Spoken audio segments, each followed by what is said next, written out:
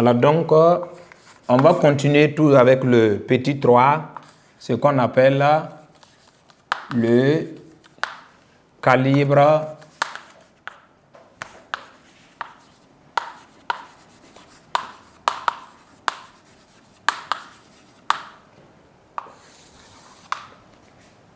Le calibre d'un ampèremètre, c'est quoi? En réalité, de façon simple, c'est la valeur de l'intensité du courant qui amène l'aiguille jusqu'à l'extrémité de la graduation. Ça veut dire quoi? Puisque quand on prend par exemple les ampèremètres, il y a deux types d'ampèremètres. Il y a des ampèremètres, quand tu branches, le résultat s'affiche directement. C'est ce qu'on appelle les ampèremètres à affichage numérique. Mais généralement, ce n'est pas ça qu'on va travailler. On va travailler avec les ampèremètres à aiguille. Voilà, donc l'ampèremètre à aiguille là, ça veut dire que quand tu fais le branchement, ça veut dire pour savoir que le courant passe, ça veut dire qu'il y a l'aiguille là qui bouge. Maintenant, le calibre d'un ampèremètre, c'est quoi? Le calibre d'un ampèremètre, c'est la valeur de l'intensité du courant là qui amène l'aiguille jusqu'à l'extrémité de la graduation. C'est ce que vous devez retenir de façon simple.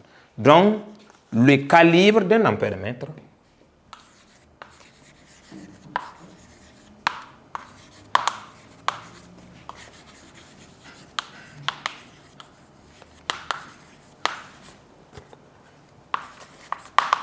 est une valeur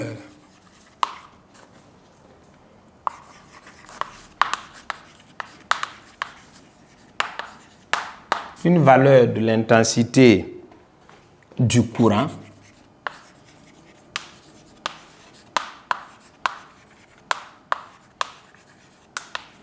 qui amène l'aiguille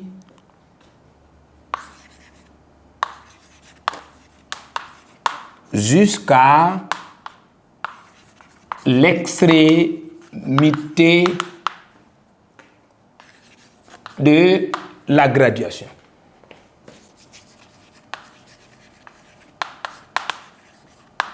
Voilà, de façon simple, c'est qu'on peut définir le calibre d'un ampèremètre. Voilà, donc, c'est ce que je viens de dire. Concernant les ampèremètres, il y a des ampèremètres à aiguille et les ampèremètres à affichage numérique. Maintenant, généralement, ce qu'on travaille là, c'est avec les ampèremètres à aiguille. Voilà, donc, généralement, avec l'ampèremètre à aiguille, il y a ce qu'on appelle le choix de le choix du calibre, puisqu'il y a des ampèremètres qui possèdent un seul calibre, ça existe, mais la majorité des ampèremètres là possèdent plusieurs calibres, ce qu'on appelle ampèremètre à multicalibre. Maintenant, quand l'ampèremètre possède plusieurs calibres, c'est là maintenant le choix maintenant du calibre. Donc, on va voir ce qu'on appelle l'utilisation. Comment on l'utilise? C'est ça qui est important. Donc, on va voir ce qu'on appelle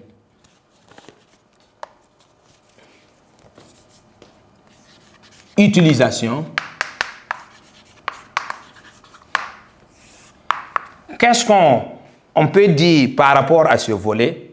C'est important, puisque lors du branchement, ce que l'élève doit retenir ici, si l'ampèremètre possède plusieurs calibres, ça veut dire qu'avant toute mesure, il faut choisir le plus grand calibre.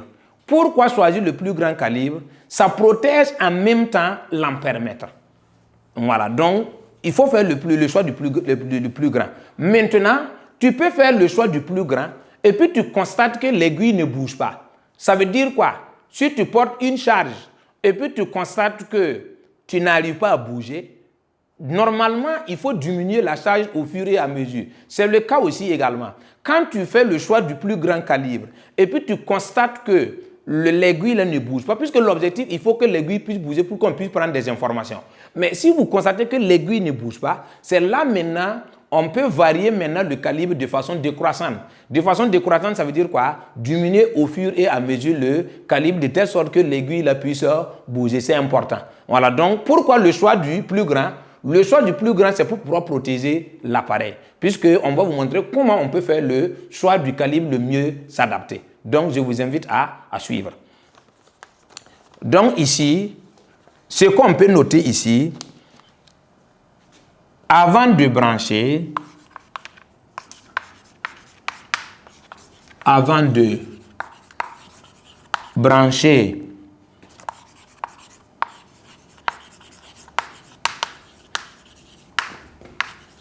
un ampèremètre dans un circuit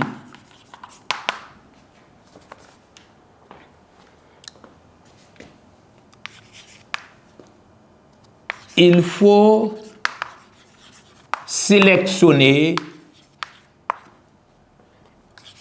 le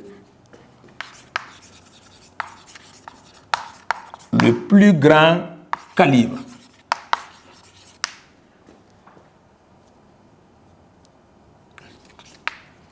Et diminuer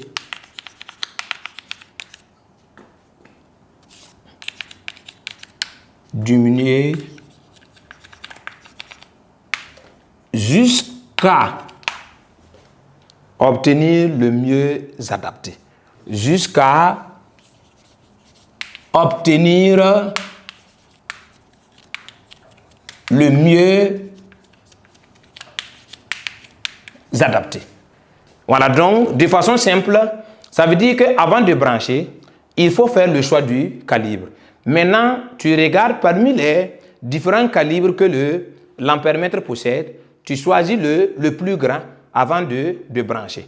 Voilà, donc c'est ici on a dit, ça veut dire qu'après avoir fait le choix du plus grand, si tu constates que l'aiguille ne bouge pas, voilà, c'est là maintenant on va diminuer au fur et à mesure, voilà, de telle sorte que l'aiguille puisse bouger pour pouvoir avoir une valeur de la lecture un peu convenable pour pouvoir travailler. Voilà, maintenant, après l'utilisation, c'est ce qu'on va proposer des précautions. Ça veut dire ce que vous ne devez pas faire. Voilà, ça veut dire que lors d'un branchement, il y a ce que, puisque l'appareil, je vous ai dit que l'appareil est polarisé. Si l'appareil est polarisé, ça veut dire qu'il faut tenir compte. Maintenant, ce qui est important, ça veut dire il faut tenir compte de la polarité de l'ampèremètre, mais il y a un cas également que vous devez retenir. Ça veut dire que l'ampèremètre ne doit pas être branché seul avec le générateur. Ça veut dire que quand vous voyez un ampèremètre dans un circuit, c'est qu'en plus du générateur, il y a un récepteur qui se trouve dans le circuit. Sinon, s'il n'y a pas de générateur et s'il n'y a pas de récepteur, et puis tu branches l'ampèremètre, ça veut dire que ça pose problème. Donc, on va retenir ça comme précaution. Il ne faut jamais brancher un ampèremètre seul avec le générateur. C'est important. Voilà, donc en plus de la polarité, il faut ajouter ça également pour pouvoir, tout ça c'est pour pouvoir protéger l'ampèremètre lors des branchements. Voilà, donc on va noter ça. Au niveau des précautions,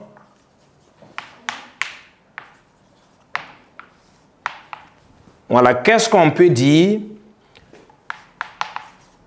Il ne faut jamais, ça c'est important, il ne faut jamais brancher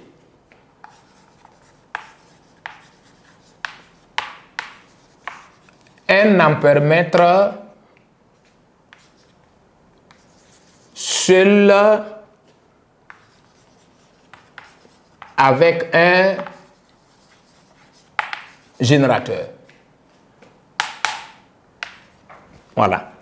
Ça veut dire quoi? Mais si on le fait, qu'est-ce qui se passe? Ça veut dire que si on le branche seul avec le générateur, ça veut dire qu'il peut être détérioré. C'est ce que vous devez retenir.